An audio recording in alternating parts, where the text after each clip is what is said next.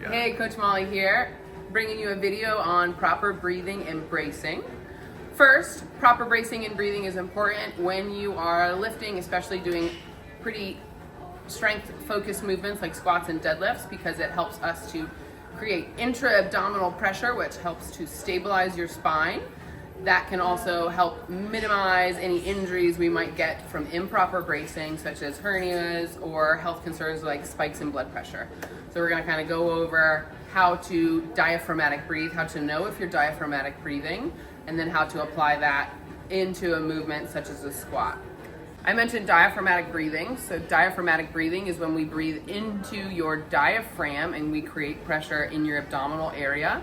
A lot of times people, when they breathe, they have a tendency to breathe into their lungs. So they elevate their chest and they try to expand their lungs in order to get a deep breath. But while that does get you oxygen into your lungs, you are not creating that pressure in your abdominals that you need when you are going to do movements like your squat and your deadlift.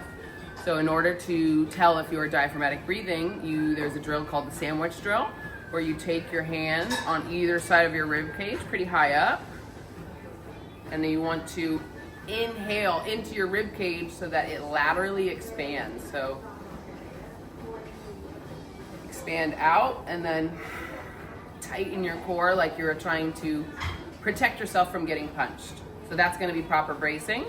Improper would be to lift, inhale into my lungs, elevating my shoulders, and then trying to contract that way. You can still brace, but you're not going to create as much pressure in your abdominal area to help support the spine and protect the organs. All right, so proper breathing and bracing, super important to know how to do that before you bring a belt into it, but I kind of want to briefly go over how you breathe and brace with the help of a belt. So when you're using a lifting belt, generally lifting belts are only supposed to be used if you're going over 80% of your up to 80% or over of your 1 rep max. So if you don't know how to properly breathe and brace without a belt, you should not be using a belt until you know how to do it without. With that being said, once you know how to properly breathe and brace, when you're using a belt, you're going to take your belt. The belt is supposed to go right around the midsection below the rib cage, but around the hip, above the hip. When you tighten it down, you don't want to go so tight that you can't stick your fingers in. You should be able to get at least 1 finger's width into the belt, sometimes 2, depending on how tight you like your belt.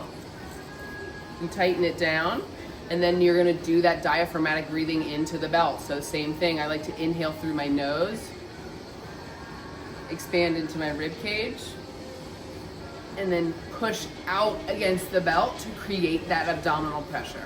So now you're going to have that pressure when you go to do your lifts.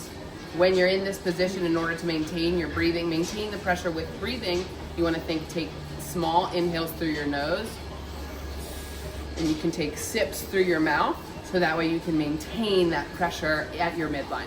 Now we're going to take the diaphragmatic breathing with the belt on into a squat. One thing I want to talk about before we get under the bar is the positioning of the hips, because that's going to be super important as well.